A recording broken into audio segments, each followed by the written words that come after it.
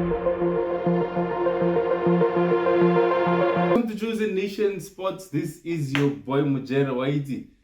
Just another guy discussing the beautiful game called Kwile ya Mautu. What an exciting weekend that we've just witnessed. One of the best matches that we've seen at Anfield this season, especially from a team that has been low in confidence, a team that for some have written them off this season, but Liverpool really gave Arsenal a game. They really gave Arsenal something to think about. They really gave Arsenal to at least want to know the league is not over yet, which they made huge favors for Pep Guardiola's team. But we'll touch on that as we go by. So let's start with the first one, which is my team, Manchester United, coming victorious 2-0 to Everton. I just want to say, wow, Bruno Fernandes, a special mention to Bruno Fernandes. He was playing CDM, attack-minded player, playing a defensive position. I think he excelled.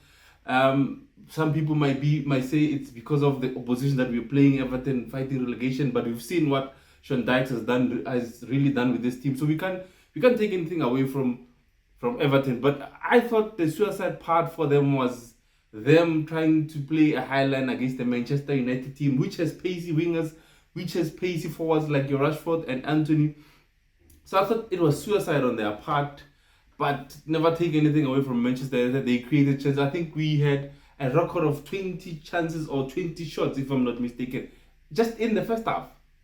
Chances created 20 from this Manchester United team that hasn't been scoring like fluently, that hasn't been scoring. I was listening to Mark Goldbridge, the editor, and he said if those chances were either for Liverpool or Liverpool or City, they would have scored they would have scored 5, 6.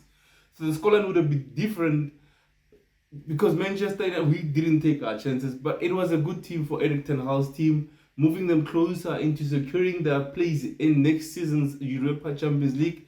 Now we on third level on points with Newcastle, just the goal difference, and Zikisabala know that we haven't been scoring it. And if we lose, we are losing with heavy scores. We've lost 7 the other week against Liverpool. Now, this was a chance at least to improve our goal tally, to improve our goal difference, but we failed to do it.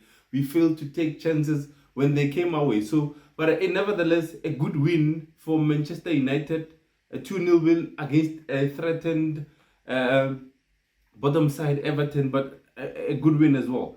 Moving on, yes, we go to Newcastle, a top 4 contender as well, beating Brighton 2-0, which Ivan Toney missed the penalty, which he hasn't missed really been he has been your go-to guy when it comes to penalties for Brentford. But this weekend he missed the penalty, but he scored another one. So a 2-1 scoreline for Eddie Howe's team, which also gives them a step or an advantage to securing the top 4 spot. Remember, during the week they were rampant against West Ham, beating them 5, so increasing their goal tally. Again, Man United. Look at what is happening. We need to increase our goal tally. We need to make that goal difference a bit positive. Because if you look at the top 4, I'm looking at the live log now. The goal difference, Arsenal has got 43, plus 43. Manchester City have got plus 48. Newcastle has plus 27. We've got 7. We've got a goal difference of plus 7. We're 20 goals behind Newcastle. And 20 goals behind Newcastle with 8 games to go. 8 games to go, 20 goals. Oh, not 8. We've got a game in hand. So it's about 10 games to go with that goal difference. So 9 games. So yeah, it's gonna be a really that's why in one of our videos that this is gonna be a very exciting EPL season, a very exciting ending to the EPL season. We've got the race for the league title, we've got the race for the top 4, we've got the survival in the relegation spot. Speaking of relegation spots, West Ham did themselves good by winning 1-0 at Fulham, Batomile Pila. I'm not sure what happening. They were good momentum. They were at some point number 8. Also, they were trying to fight for a spot in Europe, but this past few games, they've slacked off. They've slacked off. They're not getting good results, and this again, once what I'm thinking about, or they've not been really good. They lost 1-0 to a side that was beaten 5 goals 3-4 days before. So Fulham, but I think they've secured for next season. I think that was the primary objective, just to secure your place for next season's EPL. So they've done that. I think they're safe. They won't be dragged into the relegation zone. So a good result for Everton. Frank Lampard is back at Chelsea, and it was not a happy return. We lost 1-0 to Wolves. Like, Chelsea's all over the place. Like we've spoken to Lens about Chelsea's ability to score goals, ability to create to score chances that they're creating, and unfortunately they don't have that. But for me, and I know I'm saying this, Carl, he's one of my favorite players. It was good to see Aubameyang at least coming back into the starting lineup. It was good to see Aubameyang at least, because under Graham Potter, he didn't even have a look at him. Nasa Dalile, I don't know if Butler sheets or something, but it's for me, it's a good thing. Aubameyang, maybe he's the answer to the goal scoring rules. So we'll never know what happens. We'll see. Brighton against Tottenham.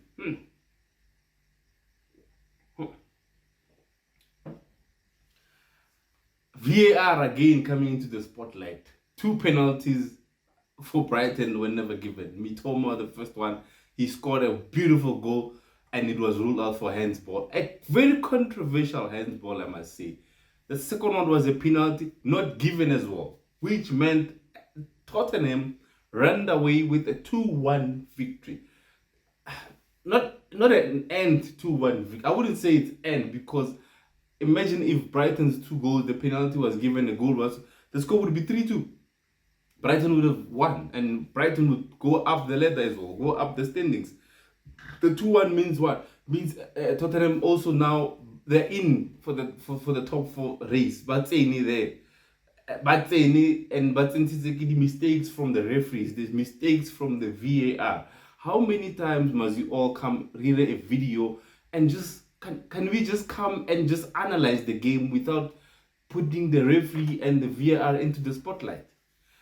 As I said before, VAR was meant to solve problems like this, not to create more issues. But unfortunately, we are sitting here and we are discussing the errors that leads to teams losing points and making them losing the points they could have done to go and fight for the top 4 position, or to go fight for the European place. So Brighton, for me, were hard done. I said lose to take in, but nevertheless, retiring with the VAR. So yeah, I'm so tired of speaking about VAR, the mistakes of the referees. Like, it takes away so much from football as football fans.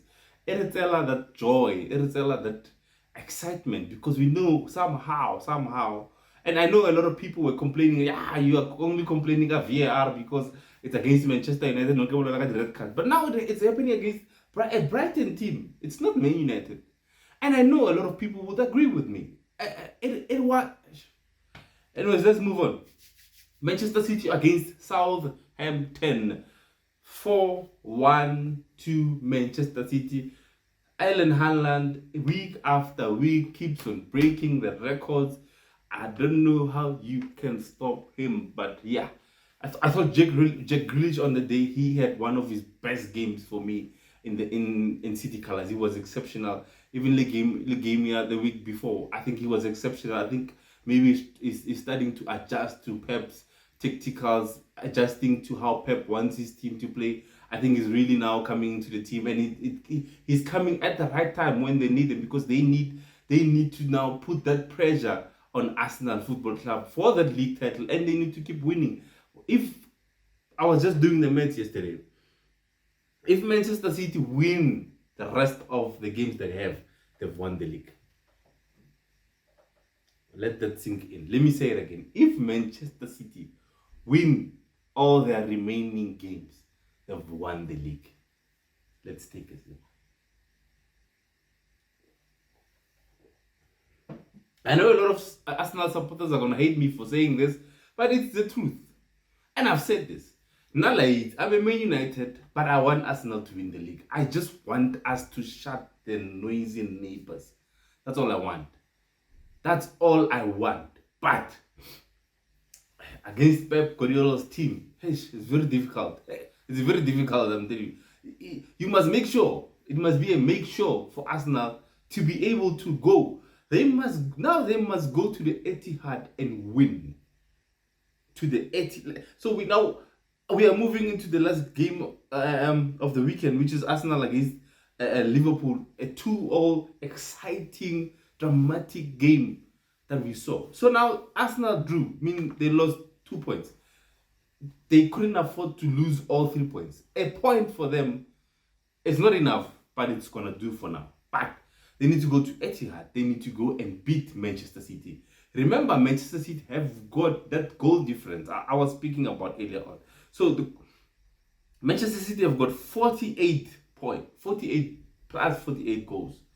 I'm talking about the goal difference now. Arsenal have got plus 43. So they've got 5 goals ahead of Arsenal. So Arsenal need to score 5 unanswered goals to Manchester City. And Manchester City must not score. That's like, I'm putting it nicely. Manchester City need not, they don't have to score. Arsenal must score 5. So each goal Manchester City scores, Arsenal must score twice for them to be safe. That's how I will calculate it. If Manchester City score 1, Arsenal needs to. If the final score is a 1-0 to Manchester City, Arsenal needs to win that game. Their game 2-0. If Manchester City score 4, Arsenal needs to score 6. So it's going to be a difficult one. But the last game, Arsenal Liverpool, a very exciting goal. Arsenal went ahead courtesy of the Brazilian board. So the Brazilians were doing the magic for Arsenal. So Martinelli got onto the score sheet first. Then Gabriel Jesus thought he sealed the win with a 2-0 score before the break. But Liverpool came back firing. You know, that Anfield atmosphere. They were just milking it. They were just taking it in. The Anfield was just giving them the confidence that they needed. The same confidence that made them beat Man United 7. I haven't forgotten. But anyways, I read that so. But yeah, but for me, Mikey Level is that game. Analyzing that game, there were a couple of mistakes that I saw from actually both managers, not only one, both managers. Number one, Liverpool. Liverpool in the first half, Trent. I don't know what Klopp is doing with Trent, but we all know Trent going forward, he's an exceptional player. But defensive work at Trent, even now to this day, we're still discussing it. It's not even questionable. We all see it. He can't defend for his life. Trent, he can't. And now they're putting him on the side where you've got Mo Salah and Henderson, and they're supposed to come and help him defend, but they do not do that. They don't drop back those two. So now you're leaving it exposed. But what I loved about Klopp, I think I don't know if it was tactical or if he saw it and he switched it, but he switched it to a way that Konate was now playing right back and centre back at the same time. He was covering for Trent, and he was making sure that he's also fulfilling his centre back pairing. But there was a problem. When the second goal came, he was dragged out of position, going to the right back position. But instead of Henderson and Trent now giving him cover in the centre back position, they left Van Dijk, which also Van Dijk's position was questionable. He knew where Jesus was. He had a look at him. He saw he was supposed to feel him more guy, but he didn't. He let his men go, and that's how they scored. Now coming to Arsenal, I was having a debate, not even a debate, just a discussion. I felt just me personal, and you'll let me know as well what you think. The decision to take off Martin Odegaard and Gabriel Jesus for me by Arteta was a wrong decision. Because if you look at the game, yes, Odegaard was not having a good game. But if you take him off, at least put someone that's going to add numbers again in the middle of the park. Because Liverpool second half, and they could just through passes. Hence, the inclusion here. Firmino. Firmino was playing as a number 10. He was going and collecting balls and starting attacks because Arsenal in the middle of the park were flat. So if he took out Odegaard, he should have at least put in Jorginho just to add a bit of numbers and muscle in the middle. But for me, I could have just let Odegaard play because we know with Odegaard you've got an assist. With Odegaard we know we got that pass. We were not expecting it, an assist and all that. Gabriel Jesus now changed the defenders of the Arsenal. I know during the game he was getting a bit impatient. But yeah, it's part of the game. But they knew Liverpool with Jesus. You could see after they took off Jesus, the centre backs that Liverpool were now pushing up now. Van Dijk and Konate were pushing up, and there were not that much pressure on the centre back. So he took someone on above from pressure and took him off. But yeah, so the other issue was an Arsenal fan, as Bar has said, the problem was also Arteta saw that Zinchenko second half was struggling. He should have just taken him out earlier instead of the substitution that he made after the goal was considered. He should have taken him out because we know Tierney going forward, Tierney defending is that good. So he could have just added a bit of should I say a momentum, or balance into the Arsenal attack and defense. But what he did, he went for broke and he wanted to defend his 2 goals. But unfortunately, on the day, it wasn't meant to be. So hard luck, Arsenal fans, but I'm still saying Arsenal are taking the league. Let me know what you think as well in the comment section. Who do you think is going to take the league? Who do you think when is the league ending? Come end May or the beginning of June. Who's going to be crowned the 2022-2023 EPL champions? And who's gonna cement their place in the top 4 and play in Europe's biggest competition next season, which is the Champions League? Let me know as well who's gonna make the drop. As it stands, 20th Southampton, 19th Leicester City, 18th Nottingham Forest, 17th Everton, 16th Leeds, 15th Bournemouth. All those teams that I've counted, they are not safe. I think until Crystal Palace, which is the 12th position, they're not safe. Number 18 and Crystal Palace, they're separated by 6 points, a mere 6 points. So let me know who you think is going to make the drop. Let me know who's going to survive, who is going to win the EPL, and who's joining Manchester City and Arsenal in next year's Champions League. Until we meet again, remember, prevention is better than cure. Don't risk it unless it's worth it. I'm out.